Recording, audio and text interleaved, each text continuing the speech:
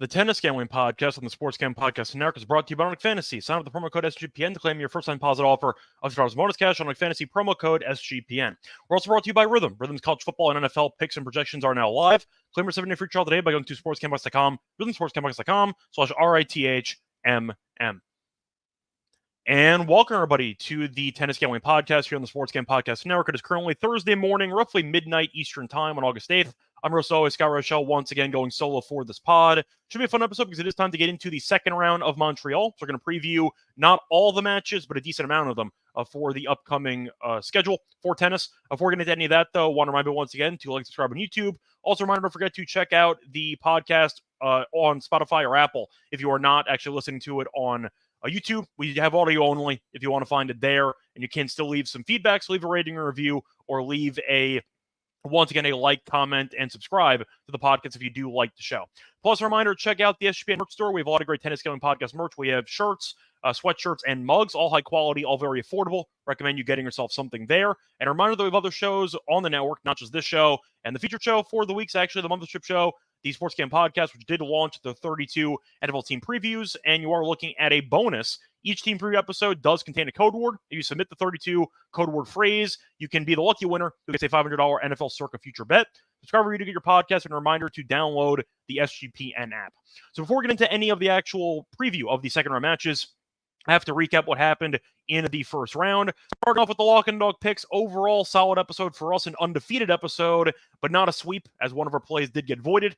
For the Lock, we had Navone, a team total under 7.5 against Fritz at -117. First set was competitive. Fritz eventually broke through at the end to win 6-4, and then he buried Navone in the second set 6-1. Navone still never won an ATP hardcourt match in his career. Fritz is still a very solid hardcourt player. Navone is not. He's a clay specialist, and he got destroyed. So nice winner for us, as Navone only finished with 5. So nice win on the Lock. For the Dog, though, with the over 10.5 games in the first set in the Raonic and Rune match at +120.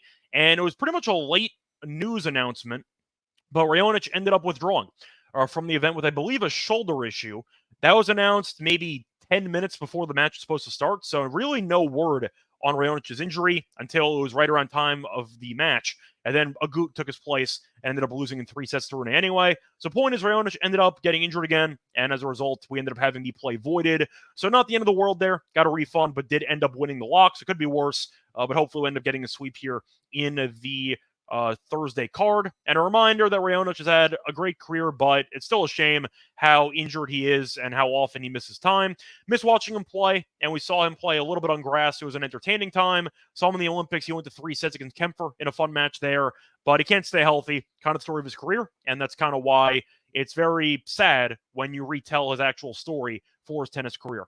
Anyway, to get into the actual first round recap, starting off with the matches on Tuesday. Bunch of 3-setters start the actual day. 5 of the first 6 matches went to 3 sets. Sonego beat Griekspoor in a 3-set marathon. Nishikori, good win there, beat Mickelson. He was down a set in a break, came back in 1 and 3. Etcheverry beat Jari. Jari's been a mess for months, and Etcheverry's been battling some injuries, but he's healthy now. Nice win for him. Borges beat Kekmanovic in 3, came back from a set down. Gashanov won in straight sets against Diallo. Busta ended up beating Morozin in 3. First time it's been held in Montreal since he won the title here in Montreal. So good win for him, winning in 3 there. You saw Rune beat Agut, who was the last second fill-in for Raonic in 3, and Tabilo killed Tiafoe 6-4, 6-2. Bit of controversy there with the actual electronic lines calling, which did impact the final game of the first set and kind of screwed over Tiafoe in the process. But Tiafoe is still a mess, and I've mentioned it several times before. He's an absolute head case. You can't trust him, and it was really bad on Tuesday against Tabilo in that final match for day 1. For the second day, a lot more straight set matches. In fact, only 2 matches on the entire card went to 3 sets. You ended up seeing Arnaldi beat McDonald in 3. Paul won a competitive straight set match against Darderi. Thompson beat Draper, which kind of surprised me in straight sets. Shelton beat Bublik in straight sets, competitive though. Fakina beat Safulin in straight sets, competitive. You saw Fees get his ass kicked. So Fees won in Hamburg, and he's been terrible for the rest of the year. Basically it. But he had the one random show-up event for a 500. He's back to being bad again, and Humbert killed him 6-2, 6-2. George beat Martinez 6-4, 6-4. Shapo lost again in his first match after getting defaulted in DC, as he ended up losing in straight sets to Nakashima. Besides that, you ended up seeing Rinderknecht beat Mannarino in 3. Mannarino still in free fall after his Australian Open run earlier this year. He's been a mess ever since. Fritz won in straight sets. Caboli killed Felix. A good win there for Caboli, as Caboli has been in great form recently. We saw him make the final in DC. The extra day off definitely helped him, and he was able to regain his stamina en route to really a solid showing against Felix. We'll see how he does in the future. Pospisil came back and played 3 games and then quit, as Korda beat him 2-1. And Kokanagas beat Monfils, who's about to retire, and he's basically at the final stages of his career.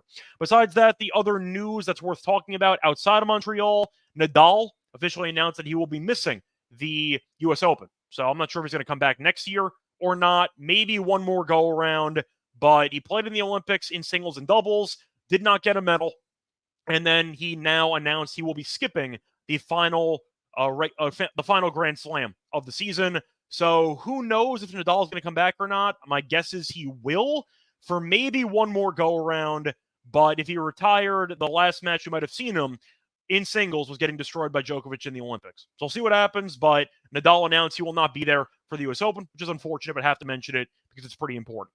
Anyway, that's going to wrap up for the actual recap. Not much else going on for the actual event itself. I mentioned before you had a withdrawal from Raonic, and nothing really else that I thought was worth talking about. Pospisil got injured, so if you actually were keeping track, that does mean that every Canadian already lost. Every Canadian lost in round 1. So there you go. Now, Felix ended up losing, Raonic dropped out, and Pospisil got injured. And Shapo lost in the first round. So a disastrous showing for the Canadiens here in their home country. And we'll see who ends up winning this. Forgot to mention, by the way, that Nori did drop out and Giron ended up losing to last-second fill-in Duckworth. So good win there for him. Nothing else to really recap, though. Time to get into the actual preview for the second round. But for that, I want to remind you once again that we are brought to you by Underdog Fantasy because they have their new Underdog Streaks, which means if you hit your first 2 pick'em entries, you can go streaking. And if you get an 11-0 run, you can win 1,000 times your money. Plus, Best Ball Mania is now live with $15 million in prizes. They also just added college football contests for Best Ball. You can have specials and boosts on all flex entries, and I'll probably end up using one entry. If they have it available, I'll take the Go Bear lower on points and rebounds if that's available for the matchup against Germany coming up on a Thursday morning.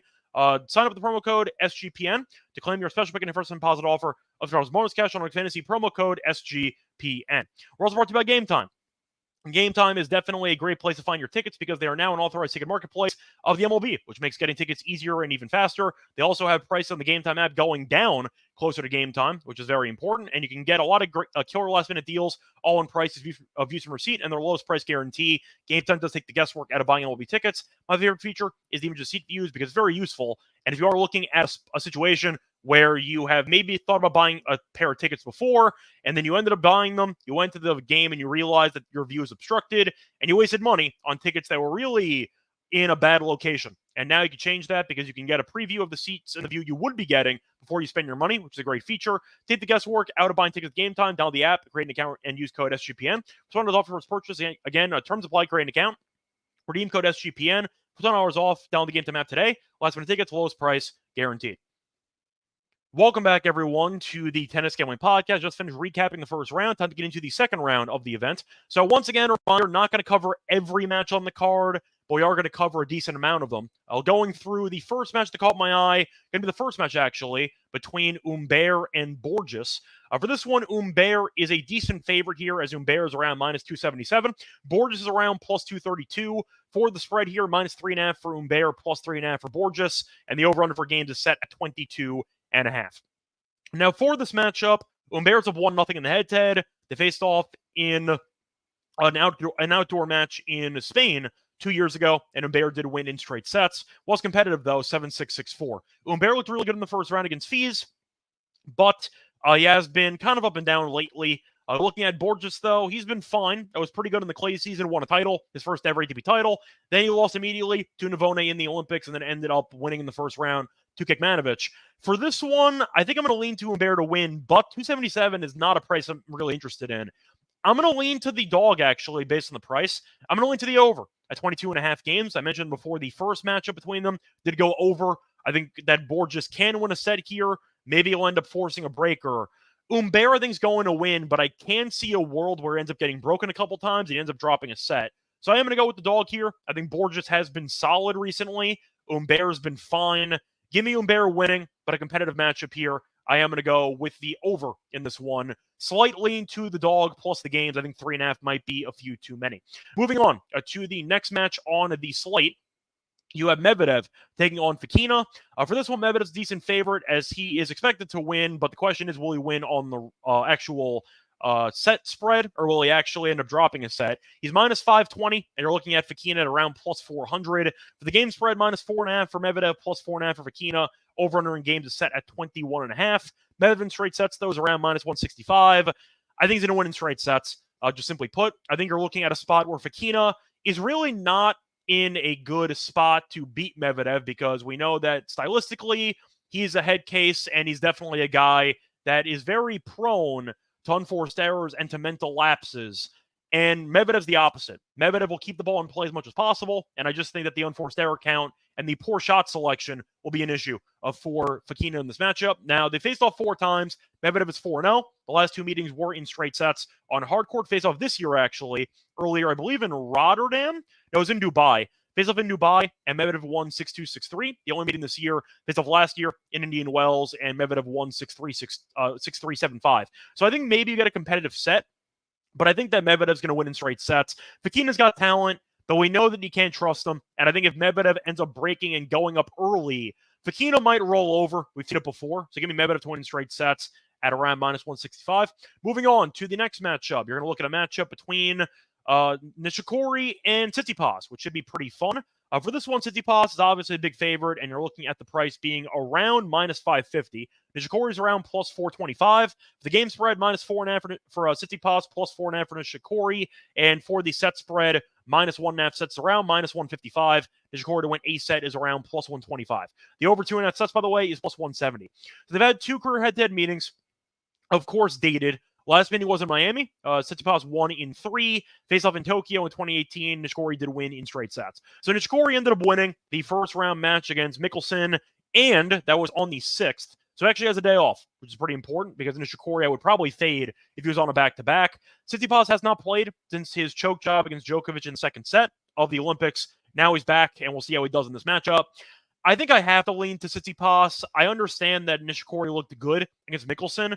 He was down a set in a break, and I do think Tsitsipas is obviously better than Mickelson, no matter how much we roast Tsitsipas for being an underwhelming player for his seeding and his expectations. He's still better than Nishikori, and I just think that eventually Tsitsipas will break through. He's a better server. I think he's in line to look pretty sharp in the overall rally game, and the Thompson might give Nishikori some problems. So I am going to go with Tsitsipas here. Minus the 1.5 sets. Maybe one competitive set, but I really just don't trust Nishikori's stamina, and I really have a question just surrounding his overall ATP experience over the last year and change, because he's been out for a while, and when he's played matches, he tends to win one and then loses the second, but I don't trust his durability, so I am going to go with Tsitsipas to win what could be a competitive matchup, but a straight sets win nonetheless at minus 155. Moving on to the next match on the card. Going to look at a matchup between...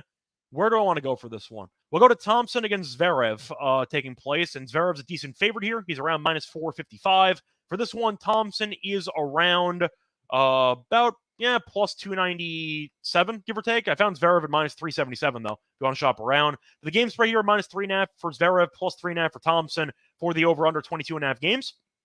For the set spread here, Zverev minus 1.5 sets is minus 140. Thompson plus 1.5 sets is plus 110. And the over 2.5 sets is plus 170. Now, they faced off 3 times in their careers. Thompson is actually 2-1, and Thompson won both meetings, the last 2 meetings, I mean. We saw Zverev beat him in 3 sets in Washington back in 2017, and you saw them face off in Tokyo last year. Thompson won in straight sets, and in 3 sets in Los Cabos, en route to the title, Thompson did win in 3 sets. So for me, I'm taking the dog here. I think the price is too big. Thompson's given Zverev constant problems in the 3 meetings, and I think this price is too large. Thompson's been in good form, beat Draper comfortably. Zverev has not played since the Olympics, transitioned back to hard court. I don't mind the head-to-head advantage for Thompson, and I think it's a good price. So I'm actually going to go with the games here. I think 3.5 games is too many. I love the over 2.5 sets at plus 170. 170 is a great price as far as I'm concerned. I think Zverev might be in danger of losing. So give me Thompson to make this match interesting and give me the over 2.5 sets with this one. Moving on, though, to the next match. Going to look at a matchup between actually a decent amount of matchups that look intriguing. For this one, I'll go to Rune against Busta.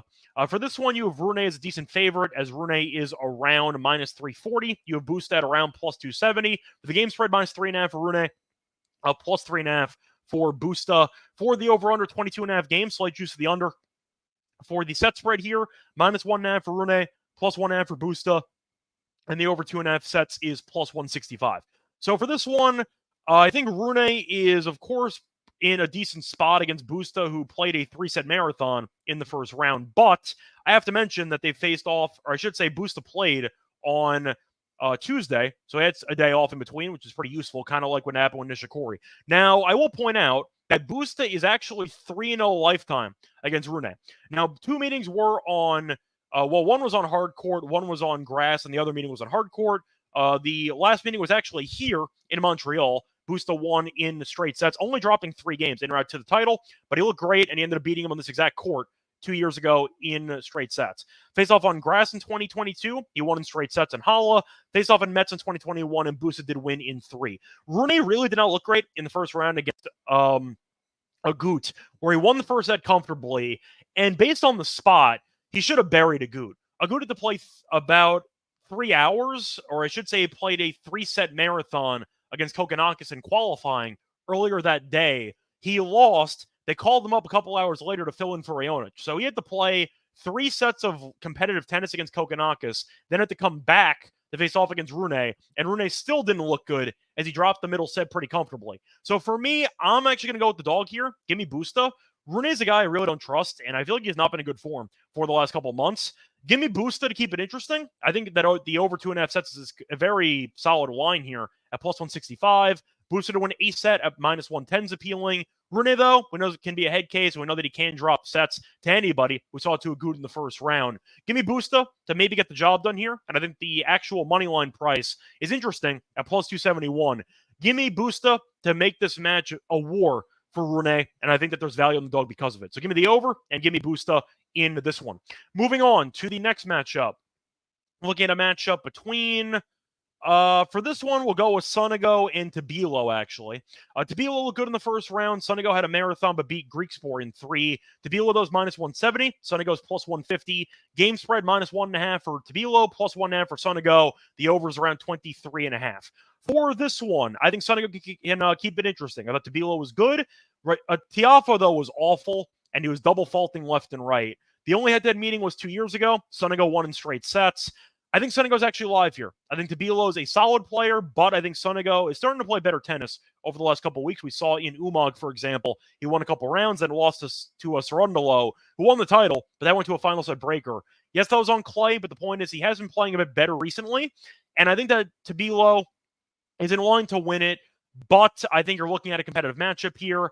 I'm not going to overreact to his performance against Tiafoe, who we know has been a disaster for most of the year. So for me, I am going to go with the dog here, actually. I'm going to lean to Sonego, and I am going to lean to the over in this one. Give me a competitive matchup, but with the fact that Tabilo did lose comfortably in the only hardcore meeting that they've had in the head-to-head, tells me Sonego does have a game that can give him problems. Give me Sonego in this one to get the job done. Now, what I think is a decent price at around plus 150. Moving on to the next matchup. This will be, I'm trying to think if there's going to be the last matchup. We're going to go through a couple more. I'm missing some lines. I would have talked about Kokkinakis, Hurkacz, and Korda Fritz. I have no lines on either, so I can't go through them. So instead, I'm going to go to another matchup between Papirin and Shelton. For this one, you have Papirin at around plus 180. Shelton's around minus 210. For the game spread, minus 2.5 for Shelton, plus 2.5 for Papirin. For the games here, over under 24.5. For the actual sets, the over 2.5 sets is around plus 130. So to go through the matchup so far, we saw Papirin win his first round match against Mach in straight sets. Shelton won in straight sets against Bublik. Bublik, we know, has been kind of underwhelming since he ended up winning a couple of, I'm trying to remember if he won a couple of grass events or he was even bad on grass. I can't remember, but I know that Bublik wasn't that great this year, at least in the grass season for his usual standards. Faced off last year in the Australian Open, and Shelton did win in straight sets. For this one, Papiron looked good in the first round against Makic. I like Makic quite a bit. I think I would probably lean to I think Shelton's going to win. So I think I'm leaning Shelton minus the games here. Not a strong opinion. I'm not going to bet this match because I really can't stand betting on Shelton just based on how inconsistent he can be.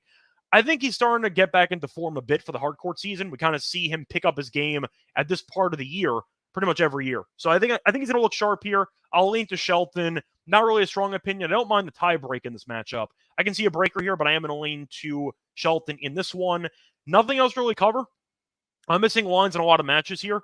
No lines in the Kaboli match, no lines in the Kokkinakis match, no lines in the Korda match. So I think I'm basically done going through the matches here. That's going to wrap it up for the actual preview for the second round. Time for the lock and dog picks. But for that one, remind me once again, we are brought to you by Rhythm, because Rhythm has a lot of options for you for football season, because they have college football and NFL models on Rhythm. Create your own winning betting model or let Rhythm do the heavy lifting for you. You can decide what stats matter the most to you, and Rhythm will let you build a custom model around it, or just let Rhythm and the model do the heavy lifting. Rhythm uses AI projections from MIT data scientists, and they also have you covered for week 1 of the NFL and college football week 0. Claim your setting free all day by going to sportscampus.com, rhythmsportscampus.com, RATHMM. We're also brought to you by Circuit Survivor and Circuit Millions. Circuit Sports is back, where Circuit Survivor and Circuit Millions give away $16 million in guaranteed prizes. Don't have it booked out for Las Vegas. What are you waiting for? Ultimate Cuts Weekend's a great time to go. You can hang out with Ryan and Sean. Enjoy some of the open bar events, the World's Best Sports from August 22nd through the 24th. Use promo code SGP15. Save you 15% off your hotel room for sign-up weekend. Sign up in person at Circuit Sports Week now on December 7th and use a proxy play for anywhere. We also have a deal with a proxy. Go to proxy.footballcontest.com. Save you $50 with the promo code SGP.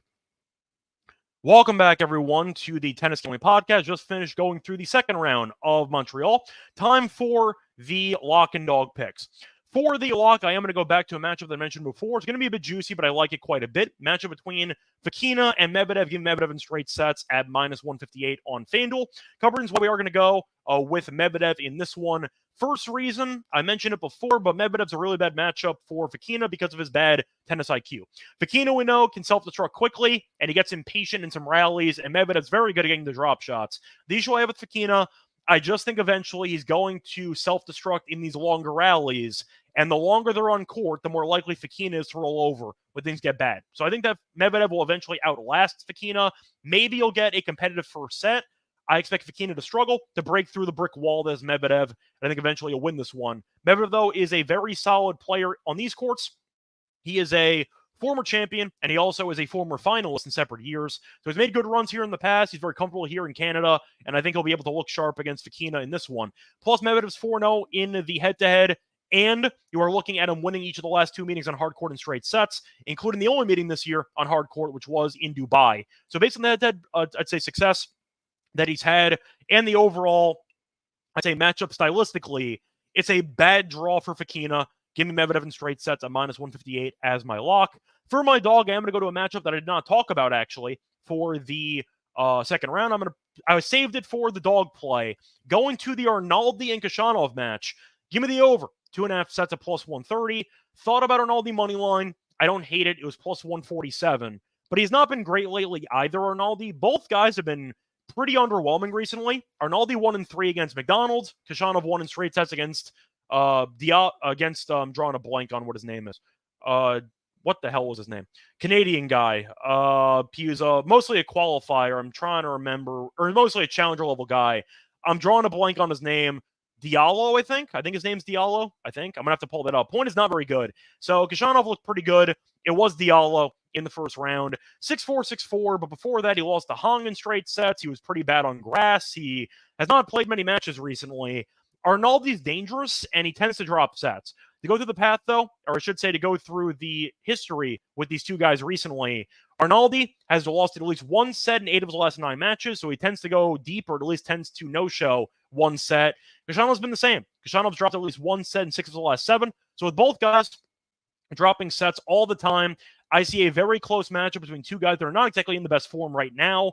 Give me what I think is going to be a pretty even battle. So if you like the actual money line play on Arnaldi, I don't hate it. I see it being a coin flip match, so the plus 147 is interesting.